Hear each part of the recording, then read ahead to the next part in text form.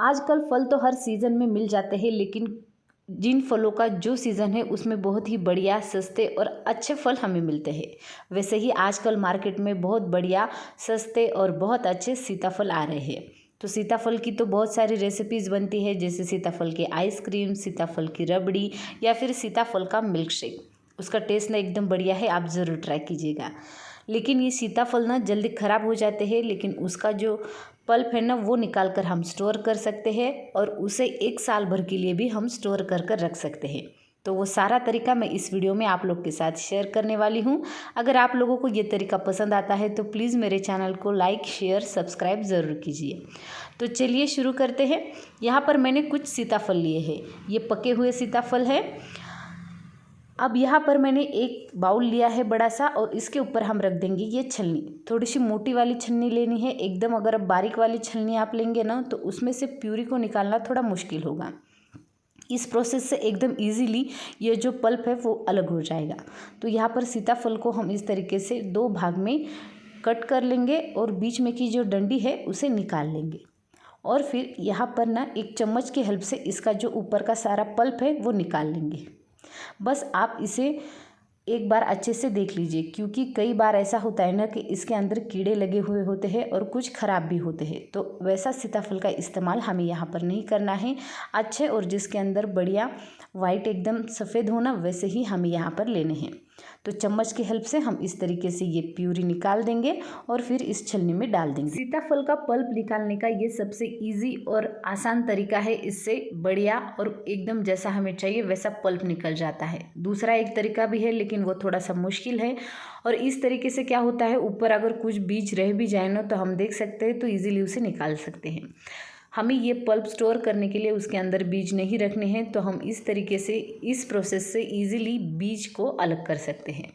तो सेम इसी तरीके से मैं 2 से 3 सीताफल का पल्प यहाँ पर निकाल लूँगी और फिर चम्मच से या फिर आप चाहे तो विस्कर से इसे राउंड राउंड घुमा सकते हैं, या फिर चम्मच से ना इजीली ये निकल जाता है। बस कुछ नहीं, इसकी जो बीज है उसे प्रेस कर लेना है। तो इस तरीके से अगर आप इसे प्रेस कर देंगे ना तो इजीली इसके जो बीज है ना वो अलग हो जाएंगे।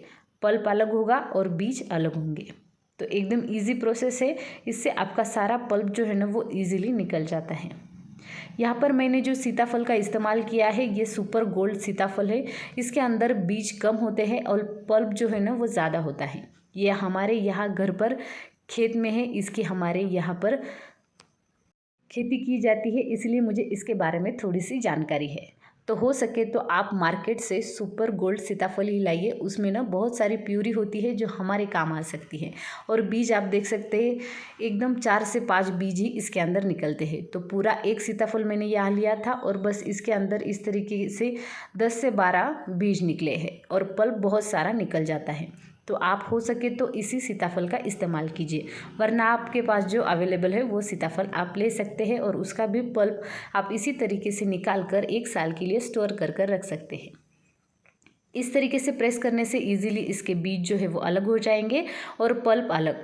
तो बीज को हम निकाल लेंगे और एक बार पल्प को अच्छे से चेक कर लेंगे। अगर कहीं बीज नज़र आए या फिर कुछ पार्ट ऐसा हो जो हम निकालना चाहते हैं, उसे हम निकाल लेंगे। और सेम इसी प्रोसेस से हम जो सारे सीताफल का पल्प है वो निकाल लेंगे। तो ये देखिए यहाँ पर ना जो ऊपर अभी जो बच जाता है ना उसे नीचे डाल देंगे, क्योंकि इसके अंदर बीज नहीं है और ये पूरा इस छलनी से निकलने में ज़्यादा समय लगेगा। तो हम ये ऊपर का जो पल्प है वो नीचे इस तरीके से डाल देंगे। बस आपको ये पल्प नीचे डालते हुए उसके अंदर बीज ना हो, इस बात का ध्यान रखना है। तो सेम इसी तरीके से मैंने ना कुछ सीताफल का पल्प निकाल कर रेडी कर लिया है, मैं आपको दिखाती हूँ। और फिर नीचे जो छलनी को लगा है उसे भी हम एक बार अच्छे से निकाल लेंगे। बिना मेहनत का एकदम इजीली ये पल्प निकल जाता है। और बाकी जो पल्प निकालने के तरीके हैं उससे इजी भी है और जल्दी भी बन जाता है, यानी जल्दी इससे पल्प निकल जाता है। तो यहाँ पर मैंने इस तरीके से कुछ पल्प को रेडी कर लिया है। एक बार इसे मिक्स कर लेंगे। यहाँ पर अभी आपको कुछ ना इसके चंक्स नज़र आ रहे होंगे, लेकिन हम जो रेसिपी बनाने वाले हैं आगे उसमें इसी का इस्तेमाल होगा। यानी जब ये बनाएंगे और खाते हुए मुंह में आएंगे ना तो उससे बढ़िया फ्लेवर आता है। मैं आप लोगों के साथ इसकी बहुत सी रेसिपी शेयर करने वाली हूँ। तो यहाँ पर ना इसमें हम कुछ प्रिजर्वेटिव नहीं डालने वाले हैं, तो यहाँ पर हम डाल देंगे 1 चम्मच चीनी। ये हमारे प्रिजर्वेटिव का काम करेगी। इससे हमारा पल्प जो है वो 1 साल भी ख़राब नहीं होगा और 1 साल तक बढ़िया से ऐसा ही बना रहेगा। अब कुछ नहीं करना, बस इसे एक एयर टाइट कंटेनर में ट्रांसफ़र कर लेना है। बस जिस कंटेनर में हम इसे ट्रांसफ़र करने वाले हो वो कंटेनर गीला नहीं होना चाहिए, इसी बात का हमें ध्यान रखना है। तो इस कंटेनर में ट्रांसफ़र करने के बाद इसके ऊपर से फिर से मैं यहाँ पर डाल रही हूँ 1 चम्मच चीनी।